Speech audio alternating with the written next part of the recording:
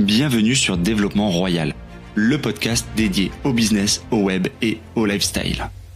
Avec l'ambition de vous accompagner pour vous aider à vous épanouir et à vous développer. Dans cet épisode, j'accueille Mathieu, créateur du Forex Gang. À 36 ans, il a quitté la rat race, voyage en jet et vit du Forex. Un parcours inspirant que je vous invite à découvrir.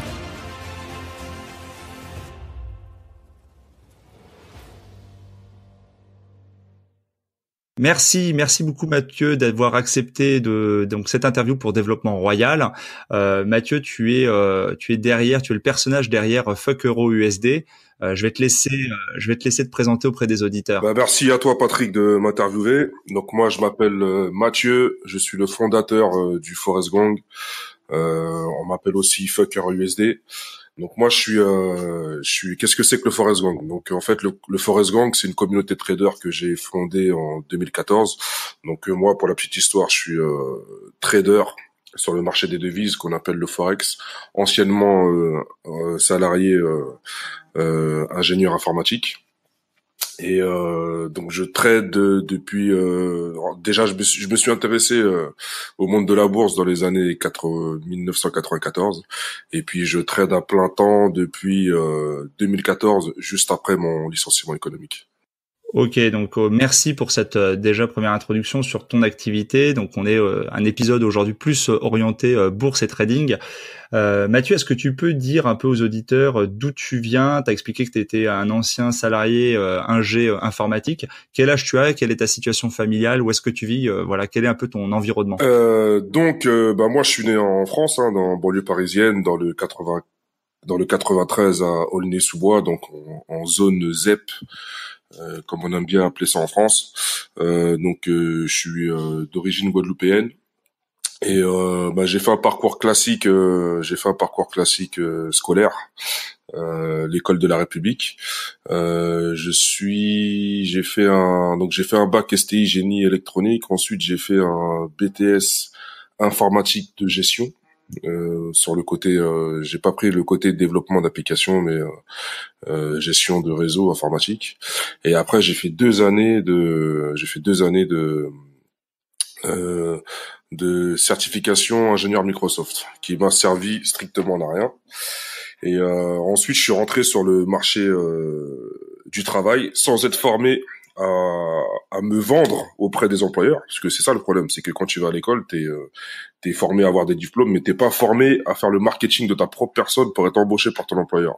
Donc du coup, pour moi, ça a été une grosse difficulté. Donc étant diplômé ingénieur informatique, je trouvais uniquement des boulots payés à 1 500 € par mois. Donc du coup, dans le dernier job que j'ai fait, j'ai réussi à convaincre mon patron de m'augmenter de 1 500 € à 2 500 € en lui montrant que je pouvais faire des économies par-ci par-là.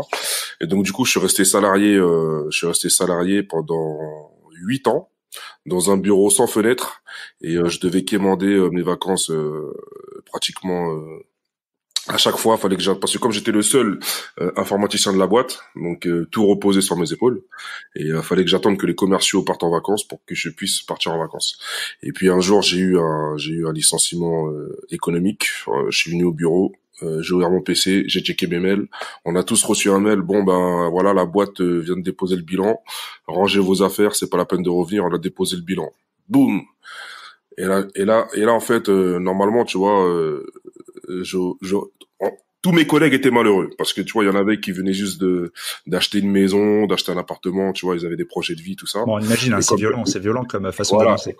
Et comme personne a été n'a vu ça venir, personne n'a été prévenu.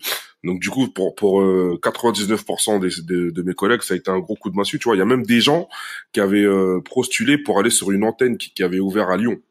Donc tu vois, ils ont quitté Paris pour aller à Lyon et 1 mois plus tard, boum, la boîte ferme, tu vois. Donc c'était très très très violent. Mais moi, j'étais le seul à être super heureux parce que je savais que j'allais pouvoir passer aux choses sérieuses, parce que je savais que j'allais pouvoir trader à plein temps et que j'allais pouvoir me concentrer à 100% sur le trading, tu vois. Et puis c'est comme ça que l'aventure Fuck Euro USD a commencé. On a fait un peu le tour sur ton début, sur ton début de parcours, tout à fait. Par contre, tu as complètement éludé ma question sur quel âge tu as et quelle est ta situation familiale aujourd'hui. Ah, ok. Bah écoute, j'ai 36 ans et je suis en concubinage. T'as des enfants? Non, pas encore d'enfants. Okay. On est en train de mettre le pain dans le four. Où est-ce que tu vis, Mathieu, aujourd'hui? Aujourd'hui, je suis à Miami. Donc moi, ouais, j'en pouvais plus de vivre en France. C'est trop, enfin surtout en Île-de-France, le sud de la France, c'est encore autre chose. Mais comment dire, c'est très tristounet ici. Et puis t'as un manque de motivation, tu vois. Si tu veux avoir de la motivation, t'es obligé d'aller dans des séminaires où il y a des gens qui ont à peu près le même profil que toi, la même motivation que toi, la même vision que toi. Mais si tu vas pas dans des séminaires, bah tu te rends compte que ton entourage proche et lointain est très néfaste pour pour ta santé et pour ton business. Donc du coup, j'ai préféré aller à Miami. Et à Miami, dès que tu sors de chez toi à 6 heures du matin, parce que tu vois là-bas, le soleil il se lève à 5 heures et à 6 heures du matin, tout le monde est dehors. Tu vois, l'activité se passe dehors. Et tu ne peux avoir uniquement que de la motivation. Tu vois, moi, quand je descends en bas de chez moi, j'ai au moins 15 lambeaux garés devant chez moi. Laisse tomber. Je vais prendre mon café. Il y a des villas, il y a des buildings. T'es obligé d'être motivé. Donc du coup, pour moi, c'était le meilleur endroit pour y vivre. Donc je vis là-bas maintenant. Et puis dès qu'il y a les fêtes ou dès que je dois avoir des amis, bah, je reviens en Europe. On va revenir sur cette partie lifestyle en fait dans la deuxième partie. Donc on développera un petit peu effectivement le côté mindset et pourquoi tu as fait cette expatriation, enfin ce départ pour Miami. Je vais attaquer la première partie qui est plus orientée autour de ton business et de ce parcours en fait et comment tu es arrivé à fonder ton club. Quand tu disais donc tu as eu ton licenciement économique, en quelle année il a lieu ce licenciement? Il a eu lieu en 2013 ou 2014. Et toi, tu avais donc du coup commencé, tu disais, depuis 1994 en fait sur la bourse? Ouais, parce que j'ai toujours, tu sais, à l'époque, t'avais une chaîne qui s'appelait La 5, tu vois, avant que ça devienne Arte. Et il y avait tout le temps des reportages sur des mecs qui faisaient de la bourse. Donc, t'avais des journalistes qui venaient les filmer chez eux. Les mecs, ils étaient assis avec 10 000 écrans devant eux. Et puis le mec, il dit, tiens, là, je vais te faire 10 000 francs. Tiens, là, je vais te faire 5 000 francs. Tu vois, à l'époque, c'était en France. Et moi, je me suis dit, waouh! C'est ça que j'ai envie de faire, être assis devant des écrans et faire de l'oseille en slip sur ma chaise, tu vois. Et du coup, il y avait pas encore Internet à l'époque, donc le seul endroit où tu pouvais entre guillemets choper de l'information, c'était aller voir dans les livres vendus à la Fnac. Donc dès que je sortais du collège ou du lycée, j'allais à la Fnac et au lieu d'aller lire des mangas, ben moi j'allais chercher des livres sur la bourse à la Fnac. Et tu sais, à l'époque, c'était pas aussi développé qu'aujourd'hui, c'était abstrait, tu vois. Donc, tu pouvais choper quelques infos dans les livres, mais les livres ne pouvaient pas te permettre de pratiquer ça. Et comme il n'y avait pas encore Internet, donc on n'avait pas accès aux brokers, etc. On n'avait pas accès aux courtiers en ligne qui te mettaient en relation avec les marchés. Donc, du coup, je faisais que ça, lire des livres sur la bourse, lire des livres. Et puis... 1994, du coup. 1994, t'as quel âge? Ouais. Bon, je devais avoir 13, 14, quelque chose comme ça. 13-14 ans, tu commences à te documenter, à te former, à lire. Bah, tu sais, ouais, parce que 13-14 ans, c'est l'âge où tu veux commencer à faire de l'argent pour t'acheter de la SAP,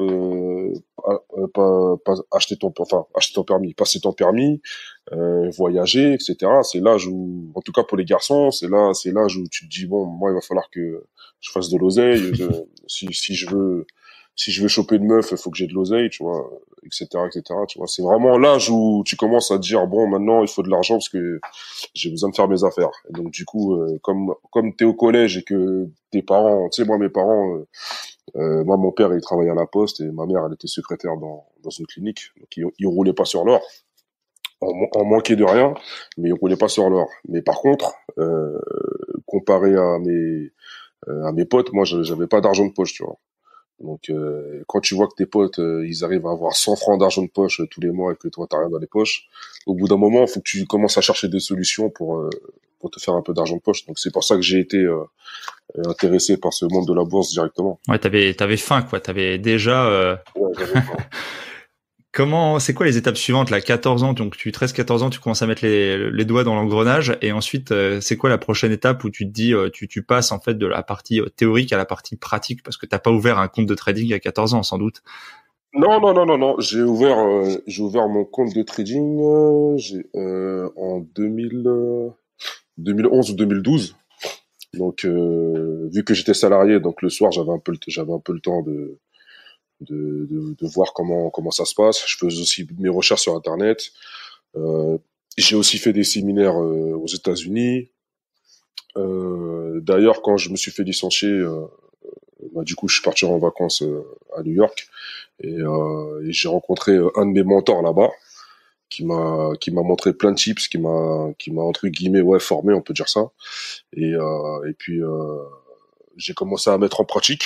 Tu vois, pendant que j'étais salarié, j'ai commencé à mettre en pratique. J'ai commencé à mettre en pratique quand j'ai rencontré cette personne-là, juste après mon licenciement économique. Ben, je me suis dit bon, là il est temps il faut que mon argent sorte de là. Donc il est temps de pratiquer ça H24. Donc du coup, quand je suis revenu de New York, ben j'ai ouvert mon PC. J'avais déjà mon compte de trading, il était déjà paramétré. J'avais déjà mis des sous dessus. Et donc, je me suis dit, là, je vais m'entraîner pendant 1 an. Et au bout de 1 an, il faut que je devienne expert du trading sur le Forex. Donc, du coup, euh, j'ai pratiqué, je me suis entraîné, matin, midi et soir. Pendant ce temps-là, en fait, si tu veux, ce que j'ai oublié de te dire, c'est que quand je me suis fait licencier, j'avais droit à 1 an de, de chômage. Donc, je recevais ma paye entièrement pendant 1 an. On appelait ça le CSP, je crois. Je sais plus si ça existe encore. Et donc, moi, dans ma tête, j'avais une pression. C'est-à-dire que j'avais 1 an pour me former et, euh, faire de l'oseille après les 1 an. Donc du coup, c'était une grande pression pour moi. Donc, tous les matins, midi et soir, j'étais sur mon PC et puis je m'entraînais. Et après les 1 an, là, j'ai commencé à trader en réel et j'ai commencé à poster mes résultats sur les réseaux sociaux. Et c'est de là que le Forest Gang est né, parce que à chaque fois que je postais mes résultats sur les réseaux sociaux, il y avait toujours quelqu'un qui me disait s'il te plaît, vas-y coach-moi, je te passe 1 000 €, tu me coaches, tu viens chez moi, on fait un Skype. Toutes les semaines, j'avais des demandes de coaching. Donc du coup, je me suis dit si j'ai des demandes de coaching, c'est que il y a du besoin. Et c'est de là où j'ai eu l'idée de créer une formation en ligne. Pour éviter de me déplacer, pour éviter de faire des Skype, tu vois, j'ai préféré faire une formation en ligne. Ok, je vais revenir sur. C'était une belle réponse. Je vais revenir sur les méthodes en fait que tu as mis en application quand tu es dans tes débuts là, 2011-2012. Tu dis quel budget tu consacres à ces débuts dans le trading? C'est quoi ton budget? Moi, j'ai commencé à trader en réel avec un vrai capital juste après mon licenciement. Donc, juste avant 2014, je tradais en virtuel pour m'entraîner. Tu vois, parce qu'en fait, le trading, c'est comme le sport, c'est comme la boxe. Tu vois, Tyson, il n'est pas devenu Tyson, même s'il avait un petit don, il n'est pas devenu Tyson du jour au lendemain. Il a pratiqué, il s'est entraîné et après, il est monté sur le ring. Et moi, j'ai commencé à trader avec du vrai capital juste après mon licenciement parce que j'étais mieux préparé et du coup j'ai commencé avec 1 000 € et après je me suis aperçu que si je voulais faire plus de capital il fallait que je mette plus de capital. Donc j'ai dans mes débuts parce que j'étais impatient et surtout j'étais chômeur, donc j'ai cramé 3 comptes à 1 000 € et après je suis retourné en démo en entraînement et ensuite j'ai commencé directement avec 5 000 € et puis après ça c'est monté en flèche. D'accord. Donc quand tu commences à trader en réel, en fait, tu passes malgré le fait que tu te sois quand même pas mal entraîné auparavant, hein, en gros pour quasiment 2 ans au final, t'arrives quand même à cramer 3 fois des comptes à 1 000 € assez rapidement, quoi. Oui, parce qu'en fait, tu vois, quand tu commences à trader en réel, t'as aussi la partie psychologie qui rentre en compte. Elle n'est pas identique à la partie démo. Et moi, j'avais une double pression, c'est que je venais d'acheter un loft sur Paris de 100 mètres carrés. Et certes, je touchais J'ai touché mon chômage pendant 1 an, mais je savais qu'au bout d'1 an, ça allait terminer. Et en fait, de compte, j'étais bien entraîné techniquement, mais j'étais trop pressé. Donc, pourquoi je perdais, c'est parce que je rentrais trop tôt sur le marché ou trop tard sur le marché. Et ça, c'est l'erreur à ne pas faire. Faut être patient. Si t'as raté ton entrée, ne cherche pas à rentrer. Attends un prochain setup et vice versa. Donc, du coup, pourquoi j'ai cramé les 3 000 € dès le début, c'est parce que j'étais pas patient. J'étais préparé à 100% techniquement parlant, mais au niveau de la psychologie, j'étais pas encore vraiment prêt parce que j'étais trop pressé à faire de l'argent. Et c'est ça qui fait que les traders perdent, c'est qu'ils sont trop pressés à faire de l'oseille et du coup ils rentrent soit trop tôt ou soit trop tard. Il s'agit juste de ça. On n'a pas du tout abordé encore le sujet pour nos auditeurs. Pour toi et moi, ça paraît évident. T'es pas en bourse, t'es pas sur des actions, toi, t'es sur le marché des devises. Voilà, moi ma spécialité c'est le marché des devises parce que c'est le marché le plus liquide au monde.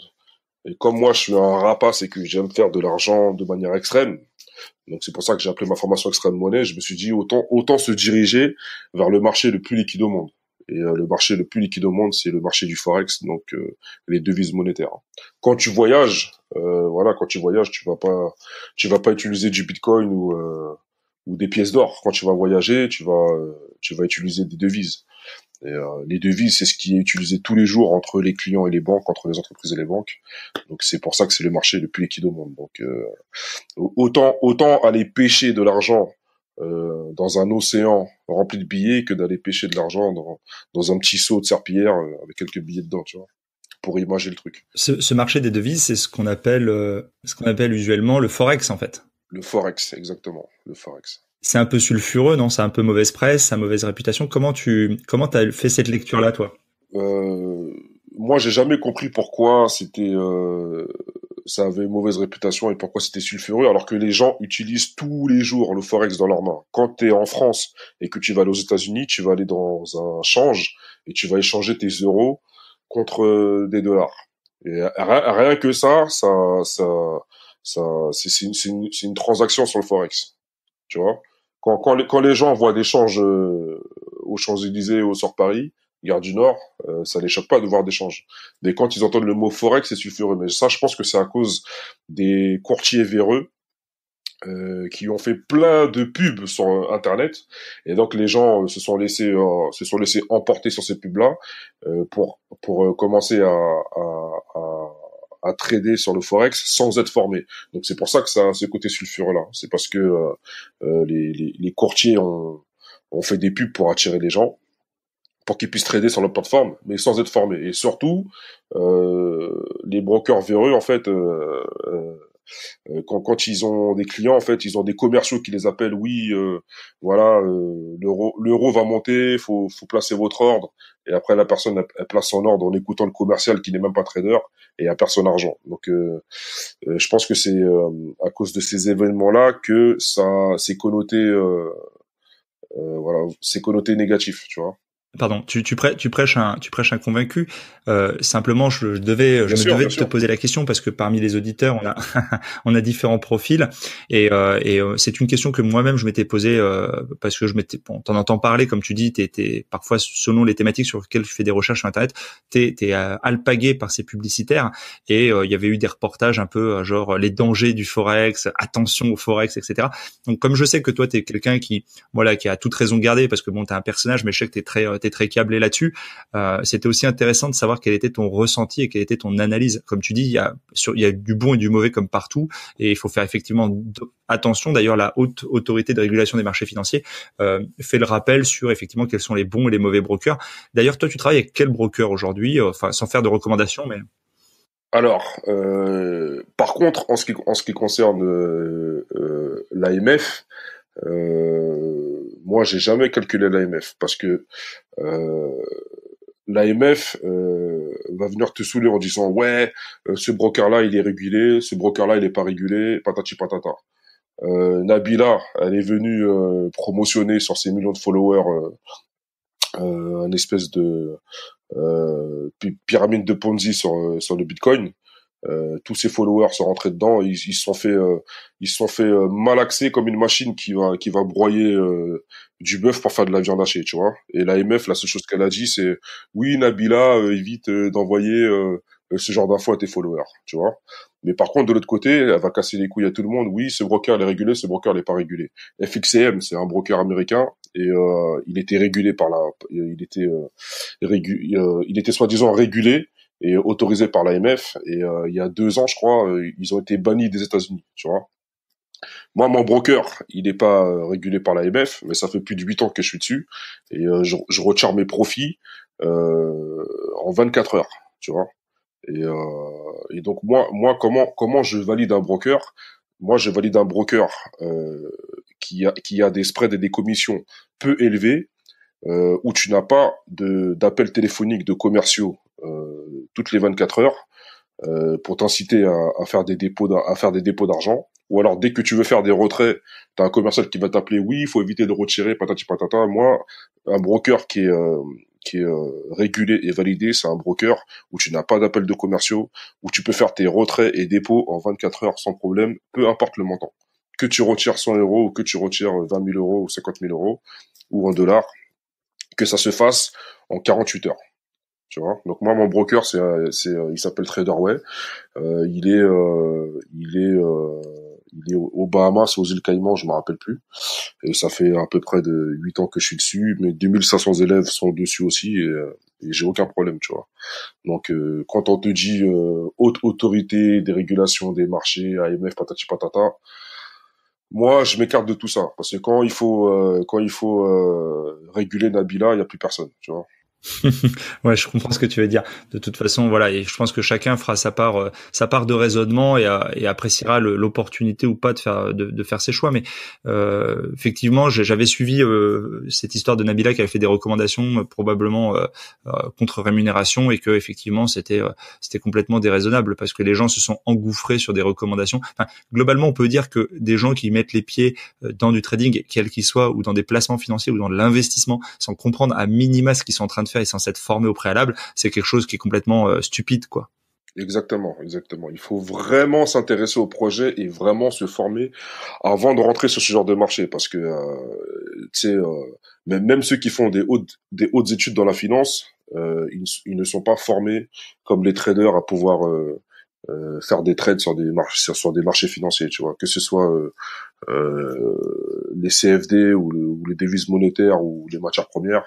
Il faut vraiment avoir une formation poussée techniquement pour rentrer sur des marchés et contracter des trades, tu vois. Donc on peut pas rentrer comme ça du jour au lendemain et dire bon bah je vais devenir trader et puis je vais commencer à placer des trades sur des marchés financiers, c'est impossible. Tu es d'ailleurs investi, toi, sur ces autres marchés ou tu restes strictement dans le Forex? Alors j'ai quelques actions à fort dividende, je dois en avoir une dizaine, mais sinon moi mon activité principale c'est le trading sur le forex. C'est parce que je te dis chaque semaine t'as plusieurs milliards de d'euros, de dollars, de yens, etc. qui s'échangent sur ce marché-là. Comme je t'ai dit, c'est le marché le plus liquide au monde, donc chaque semaine t'as de l'argent à choper sur ce marché.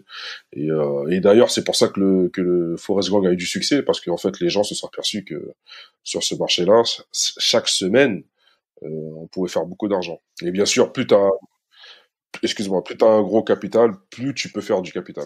C'est un marché sur lequel on a ce qu'on appelle des effets de levier. Oui. Est-ce que pour les gens qui sont non initiés, tu peux simplement rappeler ce que ça signifie? Bah, en fait, un effet de levier, c'est comme si, tu vois, par exemple, quand tu veux acheter une maison, tu t'as pas les fonds. Tu vas acheter une maison à 200 000 euros, t'as pas les fonds, bah tu vas voir une banque et elle va te prêter les fonds pour que tu puisses l'acheter, pour que tu puisses acheter ta maison tout de suite, tu vois. Bah, dans le trading, c'est pareil. Tu veux trader une certaine somme, mais tu n'as pas les fonds, bah ton broker il va te prêter les fonds. Donc ça va être, c'est ce qu'on appelle l'effet de levier, pour pouvoir trader une valeur au-dessus de l'argent que tu possèdes. C'est juste ça en fait. Et le risque, hein, le risque auquel tu t'exposes, c'est éventuellement. Voilà, en fait, justement, c'est ce que j'aime bien dans le trading, c'est que tu peux paramétrer le risque à l'avance. C'est ce qu'on appelle le money management. Donc en fait, même si tu trades avec un effet de levier, tu dois paramétrer ton risque à l'avance. Moi, par exemple, je dis tout le temps à mes élèves, il faut paramétrer vous devez risquer par trade au maximum entre 2 et 5% de votre capital. Qui ait un effet de levier ou pas. Donc si tu perds un trade, bah, tu auras perdu 2% de ton capital. Si tu as paramétré ton risque à 2% de capital, ou tu auras perdu 5% de ton capital. Si tu as paramétré à l'avance, avant de passer ton trade, 5%. Ok, je te remercie pour ces explications et ces éclaircissements. Les gens, les auditeurs aiment bien les métriques. Alors, je sais pas si tu gardes tes chiffres purement pour toi ou si tu en fais partie, profite un peu de la communauté. Ouais, j'ai aucun problème avec l'argent. T'étais à 2005 après quand t'étais salarié. T'es passé au trading. Est-ce que tu peux nous dire depuis donc 2014 en fait un peu ton évolution, comment tu te situes du point de vue de tes revenus justement? Alors moi j'ai plusieurs sources de revenus. Alors en ce qui concerne la vente de formation, j'ai pas compté, mais tu fais 497 € fois 2500. Donc ça peut te donner c'est quoi, ça fait plus de. Attends, je vais prendre la calculette. Ah, ça fait beaucoup. J'ai dépassé le million. Ensuite, sur le Forex, depuis 2014, j'ai augmenté mes gains. Donc, je te dis, je dois être. Il y a des semaines où je vais faire 5 000 €, des semaines où je vais faire 20 000 €, des semaines où je vais faire 50 000 €. Tu vois. Ça, vu que j'ai un gros capital, hein, j'ai un capital de 600 000 à peu près. Donc, du coup, ça me permet de faire des gros montants. Donc, ça varie entre 5 000 € et 50 000 €. On parle de gains avec un capital de 600 000, voilà. Tu es capable de faire entre 5 et 20 000 de gains net, enfin net avant impôt. Après, tout dépend de l'imposition dans laquelle tu te situes, mais c'est à peu près c'est ce tu peux générer comme gain par semaine. Exactement, parce que je trade avec un effet de levier. Au début, j'étais à 1 pour 1000, maintenant je suis à 1 pour 500. Et donc voilà, et après excuse-moi Mathieu, je te coupe. Ouais. Sur les revenus, sur les ventes de tes formations, t'as fait le calcul, c'est plus d'1 million. T'as trouvé combien? Parce que j'ai pas fait le calcul moi. 1 242 000, non? Wow, c'est ça. Les gens diraient, qu'est-ce que tu dirais aux gens qui prétendent que les gens qui font de la formation, j'ai fait plusieurs épisodes là où j'ai croisé plusieurs formateurs, gagnent plus de leur formation que de leur activité réelle. Bon, dans le cas présent, c'est pas forcément vrai. Si tu fais 10 000 par semaine, 40 000 par mois, ça fait déjà une certaine somme par an. Qu'est-ce que tu penses de cet aspect-là? Yes. En fait, je pense que ça dépend de la niche. Moi, je suis dans une niche make money, en plus du vrai make money parce que c'est du pur trading, donc forcément on parle de gains tout de suite. Donc pour ma niche, tu peux démontrer que les gens qui disent que oui, vous faites plus d'argent en vendant des formations, je peux démontrer tout de suite que c'est faux. Par contre, les autres niches, par exemple le niche du développement personnel, par exemple, c'est pas une niche make money. Donc forcément, si la personne apporte de la valeur ajoutée, de la vraie valeur ajoutée, et que les gens arrivent en masse, forcément la personne va faire plus d'argent que son activité principale, tu vois. Ça c'est sûr. Tu donnes pour la niche de développement personnel, c'est pas une niche make money, tu donnes de la valeur ajoutée, t'as des gens qui viennent en masse, qui veulent acheter ta valeur ajoutée, forcément tu vas faire de l'argent, c'est mécanique. Non, mais moi ça me choque pas, etc. Mais je sais que c'est une objection que peut avoir certaines personnes, même des personnes qui partent. Moi, il y a des gens qui viennent me voir qui me disent ouais, mais toi, Mathieu, t'es un bâtard, tu vends des formations, tu fais de l'argent. Je dis mais est-ce que c'est de ma faute? Et en plus de ça, non seulement je fais de l'argent, mais après je réinvestis ça, je réinvestis ça sur le trading et j'en fais encore plus. Est-ce que c'est un problème? Quand tu vas acheter ta paire de Nike chez Foot Locker, est-ce que tu vas dire au patron de Foot Locker ouais, mais toi t'es un bâtard, tu vends des Nike, tu fais de l'argent? Tu vas pas lui dire ça. Tu vas acheter ta paire de Nike et tu vas fermer ta bouche. Donc ça, je pense que les gens qui réfléchissent comme ça, c'est des personnes qui sont qui sont frustrés ou alors jaloux ou je sais pas, tu vois, ils réfléchissent pas. Faut, à un moment donné, il faut te poser et réfléchir. Quand Mercedes vend des Mercedes, tu vas pas aller voir Mercedes et dire ouais, toi t'es un bâtard, tu vends des Mercedes et tu fais beaucoup d'argent. Non, Mercedes apporte une valeur ajoutée à des conducteurs et les conducteurs sont satisfaits de Mercedes, donc ils vont acheter la Mercedes. Et c'est tout. C'est tout est une question de valeur ajoutée. Si tu apportes de la valeur ajoutée aux gens, forcément tu vas t'enrichir. Tu vas t'enrichir, pardon. C'est sine qua non, c'est naturel. Donc les gens qui pensent comme ça, il va falloir qu'ils changent de mindset parce que quand ils vont acheter tous les matins leur baguette pas trop cuite à la boulangerie, à la boulangère qui se lève à 4 heures du matin pour nourrir tout son quartier, cette personne-là va pas dire à la boulangère ouais, toi t'es une bâtarde, tu vends des baguettes pas trop cuites à tout mon quartier et tu t'enrichis. Tu vois ce que je veux dire? Ouais, je comprends. Je savais que de toute façon, la réponse par Mathieu à cette question allait être à la hauteur de ta réputation. Euh, Dis-moi, quelle difficulté, parce que bon là comme ça, on voudrait quand même mettre en garde les gens, etc. Et puis aussi avoir ton ressenti. Quelle grande difficulté t'as rencontré dans ce parcours en fait, quand t'as perdu 3 fois 1000 alors que tu venais de te faire licencier, que t'étais à ton chômage. Est-ce que c'est là le moment le plus tendu que t'aies connu? Qu'est-ce que t'as eu comme autre blocage en fait?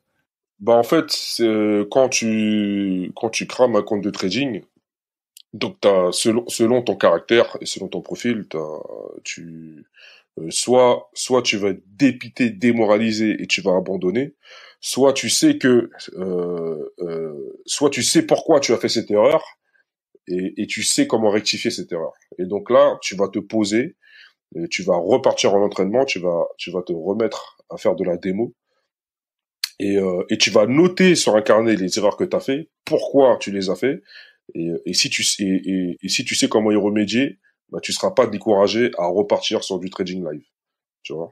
Donc tout dépend de ta psychologie. Si tu sais pourquoi tu as fait tes erreurs, il y a aucun problème. Si tu sais pas pourquoi tu as fait tes erreurs, si tu n'arrives pas à déterminer, etc.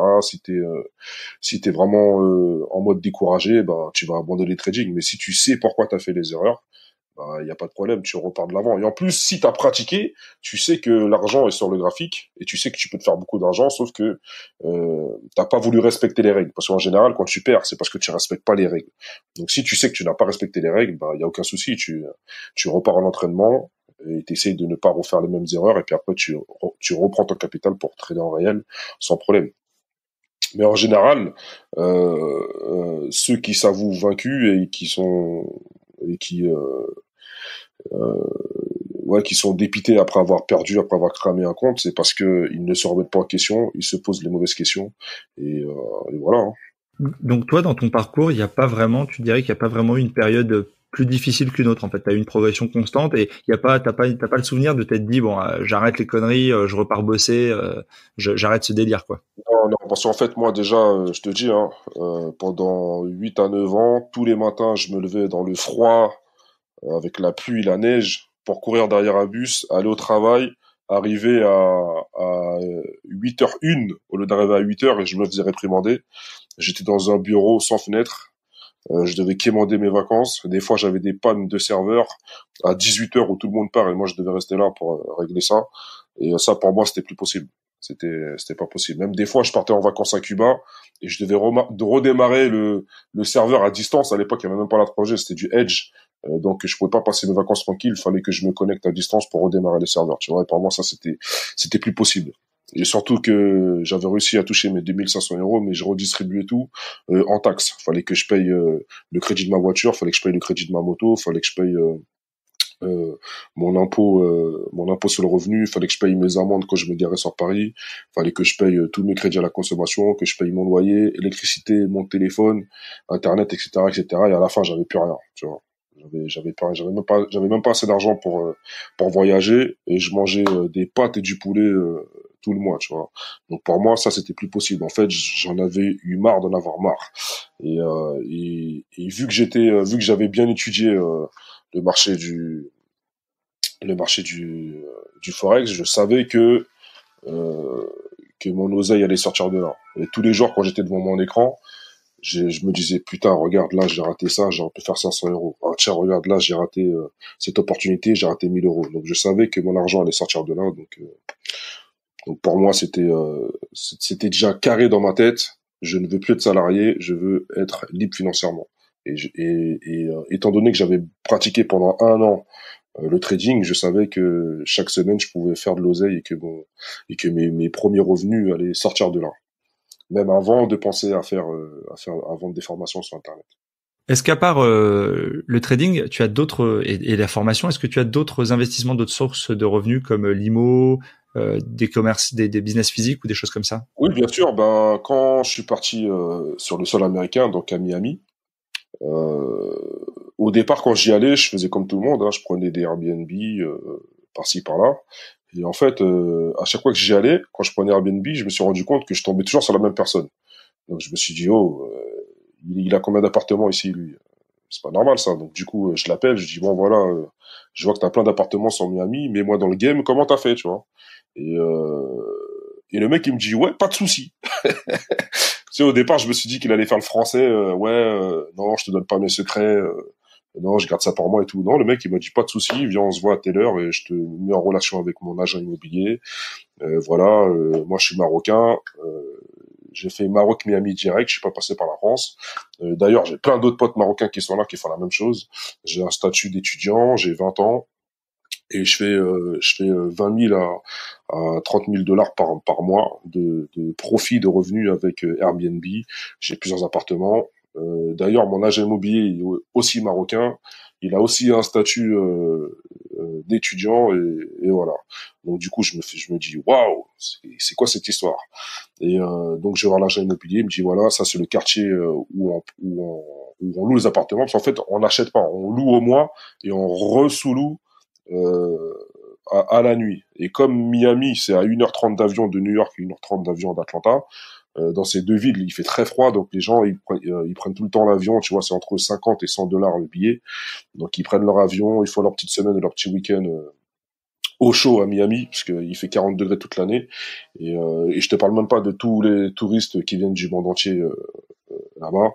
Donc du coup, quand tu prends ton appartement là-bas, que ce soit des one bedroom ou des two bedroom, dans des quartiers bien précis, en l'occurrence le Miami Downtown, c'est le plus demandé par les touristes, bah tes appartements ils sont tout le temps bookés. Donc du coup c'est comme ça que je suis rentré dans le business immobilier à Miami. C'est un business de sous-location en fait, hein, C'est un business de sous-location c'est un business de sous-location. Donc du coup j'ai pas encore ma carte verte, mais j'ai 4 appartements en plein Miami downtown et je me fais environ entre 20 et 30 000 dollars de revenus sur Airbnb.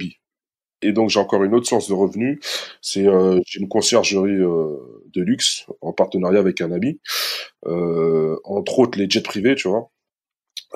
Comment je suis rentré dedans? Ben, en fait, c'est à force d'affréter des jets privés. À un moment donné, la personne à qui j'ai affrété le jet privé, je lui dis voilà, moi aussi je veux rentrer dans le business jet privé. Qu'est-ce que tu me proposes? Et puis du coup, je suis rentré dans sa société. Il avait créé une société, je suis rentré dedans et puis on loue ou on affrète des jets privés pour des clients qui veulent faire des trajets de 1 heure ou 2 heures, que ce soit sur le sol américain ou sur le sol européen. c'est des jets qui partent au départ des États-Unis. C'est une boîte qui est aux États-Unis. Non, la boîte, elle enregistre aux États-Unis, mais les vols, tu peux les faire en Europe ou aux États-Unis. Mais du coup, tu affrètes des vols depuis, par exemple, le Bourget, Paris, pour n'importe où dans le monde, ou Ouais, c'est voilà. Non. Quand un client affrète un jet qui part du Bourget, que ce soit du Bourget ou dans le sud de la France, en fait, en général, c'est pour faire des vols sur le continent européen. Donc, tu peux faire Bourget, London, Bourget, la Suisse, Bourget, Milan, etc. Ou le sud de la France. En général, c'est soit Milan ou la Suisse ou le sud de la France. Comment tu gères l'ensemble de ces revenus? T'as tout domicilié aux États-Unis? T'es dans le cadre d'une société, d'une holding en fait qui gère tout ça depuis les États-Unis? Ouais, en fait, moi j'ai mon fiscaliste international qui travaille chez Mazars qui m'a fait une holding de A à Z. Donc j'ai la maison mère qui est au Delaware. Après j'ai une maison fille en France, une SARL. J'ai aussi ce qu'on appelle la double irlandaise comme Airbnb, Booking, Total, etc. Amazon. Euh, donc c'est-à-dire que j'ai la maison mère en Hollande et la maison fille en Irlande. qui est intégré dans cette holding. Donc du coup, il m'a fait le même schéma que Amazon, Total, Airbnb, Uber, etc. pour payer presque 0 € d'impôt. Donc de manière légale. Alors tu payes pas du coup d'impôt sur les sociétés, mais tu payes si tu sors de l'argent sur le sol français ou des choses comme ça, ou c'est l'inverse plutôt, tu payes sur les sociétés. Moi, mon argent, il est aux États-Unis et en Irlande, donc. Donc tes cartes de paiement, tes banques, c'est des banques américaines ou des banques irlandaises, Ouais, c'est banque américaine et irlandaise. Et aussi, j'ai aussi une banque française qui est reliée à la société fille en France. Mais comme cette société française fait un prêt à la société mère, quand elle rend l'argent qu'elle a emprunté à la société mère, c'est pas considéré comme des revenus, mais comme un emprunt. Donc, vu que c'est pas des revenus, il y a pas d'impôt dessus. Ouais, je connais un petit peu de base les montages, mais c'est vrai que je suis pas spécialiste non plus, et c'est vrai qu'il faut effectivement quelqu'un pour bien monter, expliquer.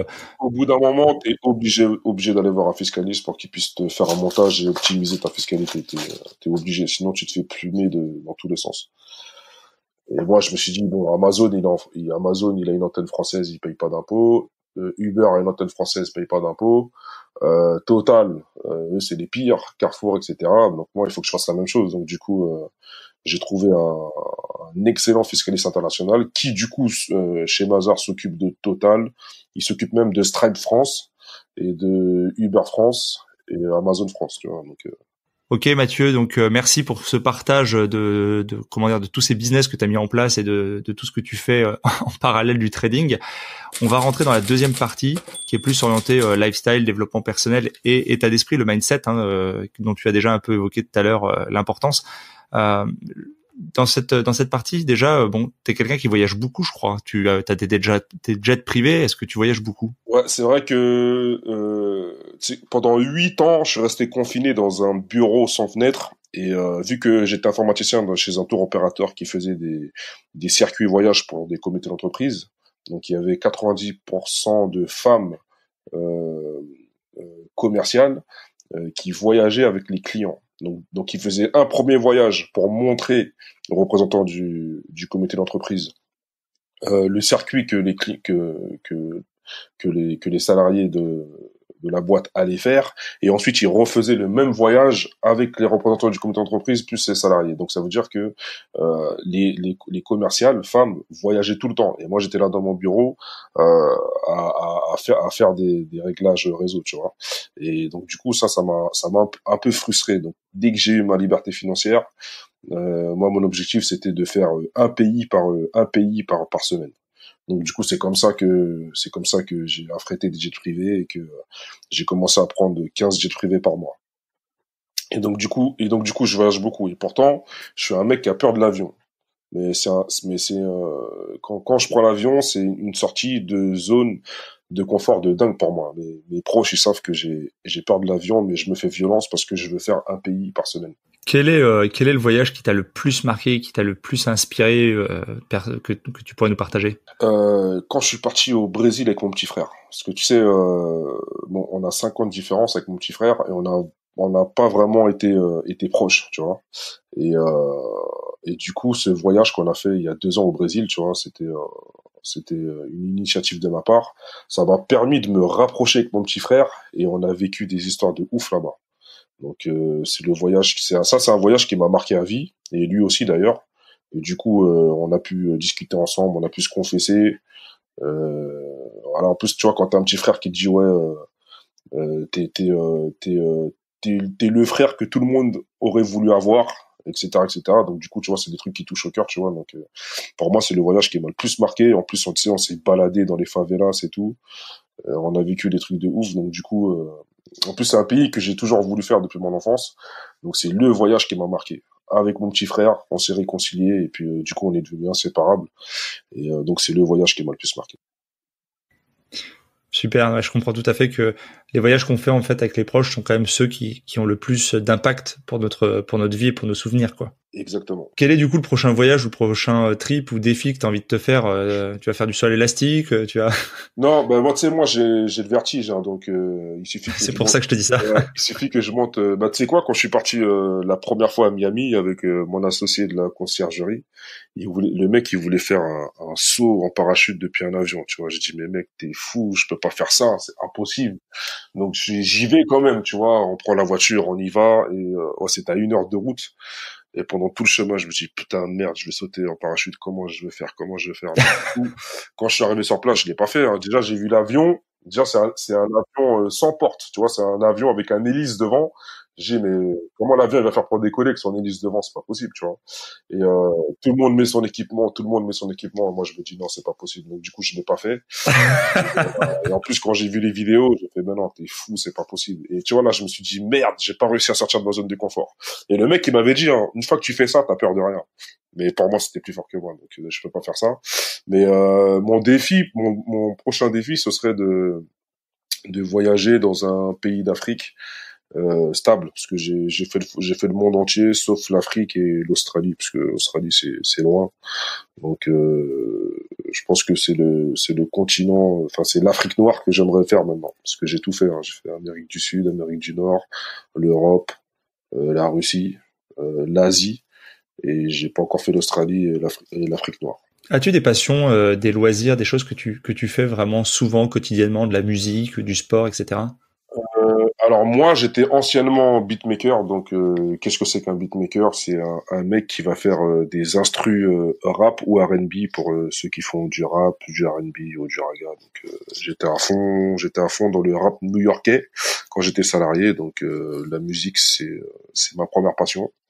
Aujourd'hui, j'ai plus le temps d'en faire, mais j'en écoute souvent. D'ailleurs, c'est pour ça que tu vois dans mes vidéos, tu auras toujours un fond sonore de rap new-yorkais. Mais c'est l'une de mes premières passions. Après, ben le trading c'est devenu ma seconde passion. Et puis voyager c'est devenu ma troisième passion. Donc comme le voyage ça coûte extrêmement cher, surtout quand tu voyages en jet privé. Donc du coup dans ma tête je suis calibré à continuer à faire de l'oseille pour continuer à voyager en jet privé et faire le tour du monde entier. Et je te dis, hein, mon objectif c'était de faire un pays par semaine, comme mes anciens collègues commerciaux chez le tour opérateur, faire un pays par semaine, mais par mes propres moyens. Un voyage en jet privé, là, pour les auditeurs, quand on te voit, là, en Insta, dans les jets, là, combien ça coûte? Tout dépend si tu, tout dépend déjà du nombre d'heures de vol, du nombre de sièges. Alors, un Paris-Londres, par exemple, un petit Paris-Londres. Et Londres, quand tu l'affrètes et que tu prends le jet en entier, donc tous les sièges, si c'est en général c'est les 6 à 8 places qui vont là-bas. Donc c'est quand tu l'affrètes en entier, c'est entre 20 000 et 30 000 euros. Pour un aller ou pour un aller-retour? Pour un aller. Donc ça représente environ c'est 1 heure à 1h20 de vol. C'est pour ça que dans les jets privés, quand tu vas dans les aérogares, tu ne vois uniquement les sportifs de haut niveau, donc les footballeurs et puis les hommes politiques, parce que ça coûte extrêmement cher. Après, t'as aussi ce qu'on appelle du co-jetage. Donc ça, c'est quand tu loues, t'affrètes pas le jet privé en entier, mais tu loues le siège. Et donc du coup, tu te retrouves avec des gens que tu ne connais pas. Donc tu vas partager le jet et genre par exemple un siège pour faire Paris-Londres c'est entre 1500 et 2000 euros. C'est plus raisonnable déjà. C'est déjà plus raisonnable, mais du coup tu te retrouves avec des gens que tu connais pas, donc si tu veux faire du lifestyle sur les réseaux sociaux, bah tu pourras pas le faire parce que tu partages ton jet avec des gens que tu connais pas. Mais l'avantage de ça aussi c'est que tu vas rencontrer des femmes d'affaires ou des hommes d'affaires. Vous allez faire connaissance dans le jet privé et ça pourra déboucher sur plein de business. Ouais, ça paraît évident. Voilà. Donc et d'ailleurs une fois j'avais fait un devis pour affréter un jet privé. Du coup le pilote il est tombé malade donc ça a été annulé. Donc du coup j'ai dû louer un siège, donc faire du co-jetage et justement c'était pour un Bourget London et j'avais rencontré un des fondateurs de Netflix. tu vois, par exemple. On a parlé au début de l'épisode du développement personnel, du mindset. Est-ce que toi, il y a des choses que tu pratiques qui te permettent de rester focus sur tes objectifs? Est-ce que tu as développé des habitudes? Bien sûr. Alors déjà, moi, à la base, j'avais un mindset pourri formé par l'école de la République et la vie de tous les jours. Et mon mindset, il a carrément changé. Donc côté reverse du jour au lendemain, quand j'ai fait mon premier séminaire. C'était un séminaire sur l'immobilier, je crois que c'était Olivier Seban. Et c'est là où mon mindset, il a changé. Parce que c'est là que je me suis rendu compte que tous les conseils qu'on te donne dans la vie de tous les jours, quand tu vas à l'école de la République, c'est pour que tu sois salarié, enchaîné à vie jusqu'au cercueil. Et c'est là que mon mindset a changé. C'est là que j'ai décidé de lire un maximum de livres business quand je le pouvais, pour continuer à faire un reset de mon cerveau et de tout reprogrammer de A à Z, avec uniquement des livres business et des livres développement personnel. Tu vois, des livres sur le succès, comment atteindre le succès, des livres comment rester focus sur le mec qu'on est, des livres business, voilà, tout ce qui est business et développement personnel, je lis que ça, parce que c'est ce qui va contribuer à ta liberté financière et à ton succès. Est-ce que du coup, tu fais ces lectures dans une espèce de routine matinale? Est-ce que tu as des habitudes? Alors, j'imagine que Mathieu du Forex Gang fait pas de yoga ou fait pas de méditation. Enfin, quoique peut-être. Si, là, je ne fais pas de méditation, mais je connais des gens proches qui sont libres financièrement qui en font à Miami. Tu vois, ils se lèvent le matin, ils commandent leur petit déjeuner sur Uber Eats, et après ils vont soit à la piscine ou à la plage et ils font leur méditation de 30 minutes. Et voilà, et tu t'aperçois que c'est des gens qui ont pas un contrôle sur leur esprit, mais je sais pas comment dire ça, mais ceux qui sont zen, posés, et qui ont zéro stress dans leur corps, mais vraiment zéro stress. Donc moi, faire de la méditation, pourquoi pas. Mais en tout cas, oui, les 2 premiers mois, quand j'étais à fond dans la lecture, tous les matins, je lisais un petit chapitre de livre. En général, je lis les livres quand je suis dans le jet ou quand je suis au bord de la plage. Mais quand je suis à Miami. Mais quand j'étais en France et que j'ai commencé à lire des livres, ouais, j'avais une routine matinale où tous les matins je lisais un chapitre. Et en plus, je me forçais à me lever tôt, parce que pour moi c'était plus agréable de lire un livre de 5 heures du matin à 6 heures du matin. Comme ça, je sais que j'ai lu mon petit chapitre le matin et qu'il me reste toute la matinée et toute l'après-midi pour faire ce que j'ai à faire. Et en plus, tu vois, t'as un petit côté magique. Quand tu te lèves à 5 heures du matin, il fait encore nuit, et puis tu lis ton livre pendant 1 heure de 5 heures à 6 heures du matin, t'as un petit côté magique, tu vois. Quel livre, du coup, tu conseillerais aux auditeurs qui t'a particulièrement marqué, que tu penses qu'il peut faire un déclic chez quelqu'un? Alors moi, le livre qui m'a fait un déclic, par exemple, je vais prendre un exemple, c'est le premier livre business que j'ai lu, business et un peu développement personnel, c'était le premier livre de Olivier Seban sur l'immobilier. Je vais le citer, c'est Tout le monde mérite d'être riche. Voilà. Et ça, c'est ce livre qui m'a fait un électrochoc. Tu vois, je me suis dit, putain, merde. Normalement, tout ce que Olivier Seban me dit dans ce livre, c'est ce que mes professeurs auraient dû me dire depuis le collège, tu vois. Donc c'est ce livre-là. Après le deuxième livre, c'était Père riche, Père pauvre de Robert Kiyosaki. Et puis le troisième livre, c'était La magie de voir grand. Voilà, c'est les 3 livres qui m'ont choqué. Et après, j'ai continué à lire des livres des mêmes auteurs ou d'autres auteurs, tu vois. D'ailleurs, j'avais fait une vidéo où j'avais cité des livres que j'avais bien aimés. Donc voilà les 3 livres qui m'ont choqué à l'époque où j'étais salarié. Est-ce qu'il y a aussi, en parallèle de ces livres, est-ce que tu as retenu une citation du coup que tu as fait tienne et que tu t'appliques souvent et qui te guide en fait? Ouais, en fait, ce qui m'a, c'est, en plus je le répète souvent, c'est alors il y en a 2 en fait, c'est pour avoir des résultats différents de la masse, il faut agir différemment de la masse. Et le deuxième, c'était si tu veux voir ce que tu n'as jamais vu, fais ce que tu n'as jamais fait. Et de qui sont ces citations? Je me rappelle même plus. C'est dès que je vois une citation, je le note sur mon Evernote, sur mon bloc-notes Evernote, mais je note jamais l'auteur. j'ai pas le réflexe de noter l'auteur. C'est une autre de mes questions. Là, je fais la transition, j'en profite, t'en as parlé. Quelle application tu utilises? Bon, t'as parlé un peu de ton broker. Est-ce que dans les applications dans le Forex, tu utilises des applications en particulier? Et quelle application dans la vie de tous les jours, surtout, tu utilises? Pour trader le marché du Forex, j'utilise le logiciel MetaTrader 4. Parce qu'il y en a plein d'autres, hein, mais c'est parce que je me suis formé avec, entraîné avec. Et donc du coup, c'est cette application-là que j'utilise, que je trouve assez simple. Et tu l'as aussi en application sur ton téléphone pour surveiller tes positions. Donc quand je dis surveiller ses positions, c'est soit faire un break-even ou clôturer ton trade. Mais sinon, le trading même se passe sur le PC portable.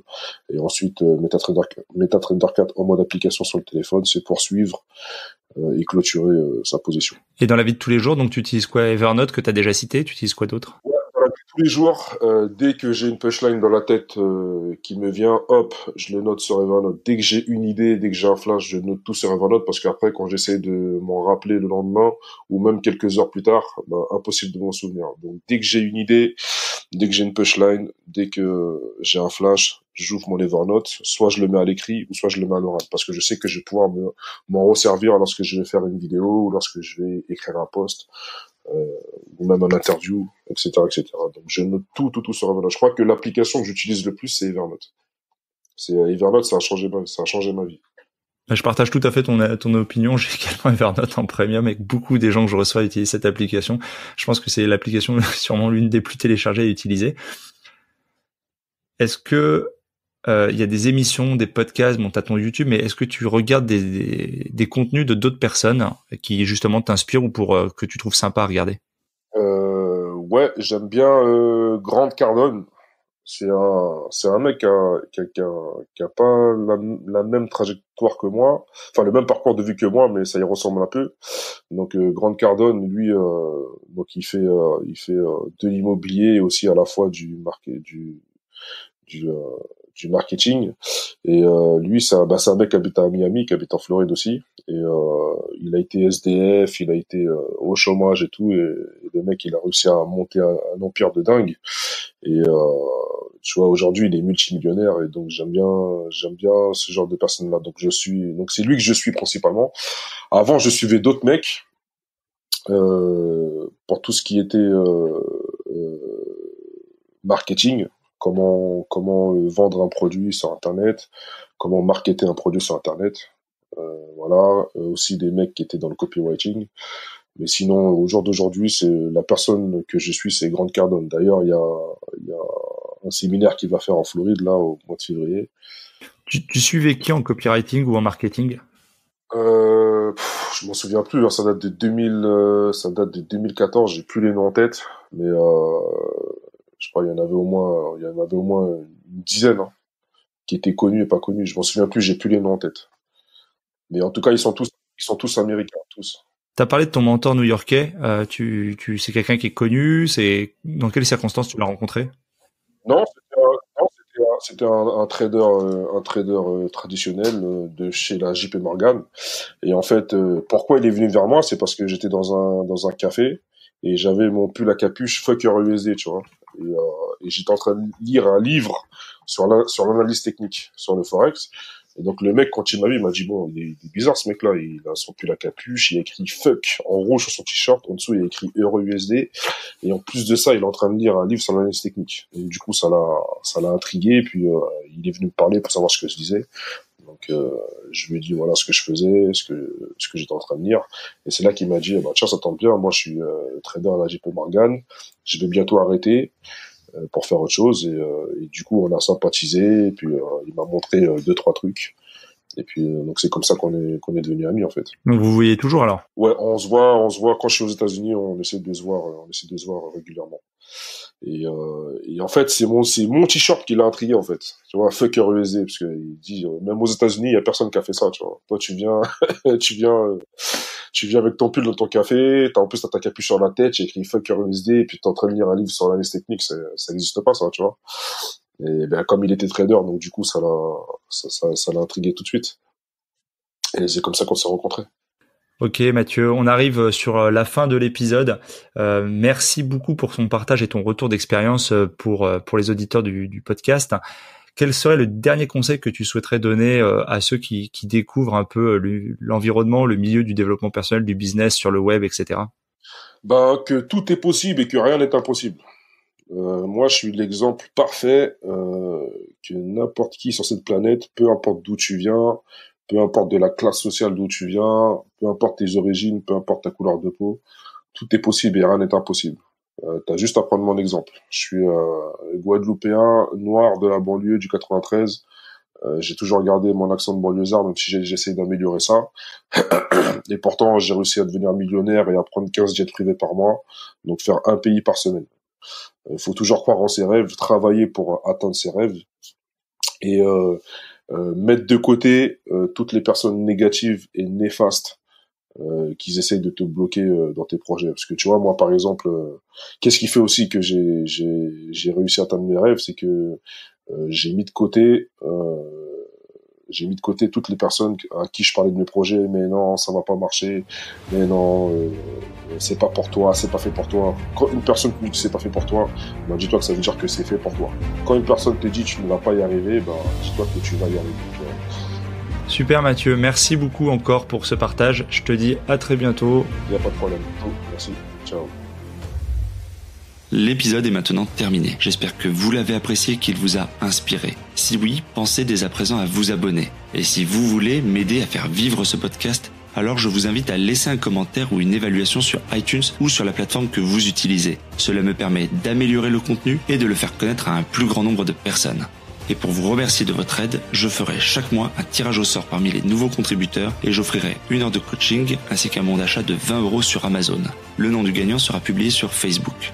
Vous pouvez bien sûr me retrouver sur ma chaîne YouTube ainsi que sur Facebook, Twitter et Instagram. Je mettrai les liens dans le descriptif de l'épisode et sur le site internet www.developpementroyal.com. Si vous êtes à la fin de ce podcast, alors permettez-moi de vous proposer un passage à l'action. Si vous souhaitez apprendre à vous organiser pour devenir efficace dans votre business ou dans votre vie, alors dans ce cas, inscrivez-vous à ma formation Super Organisée.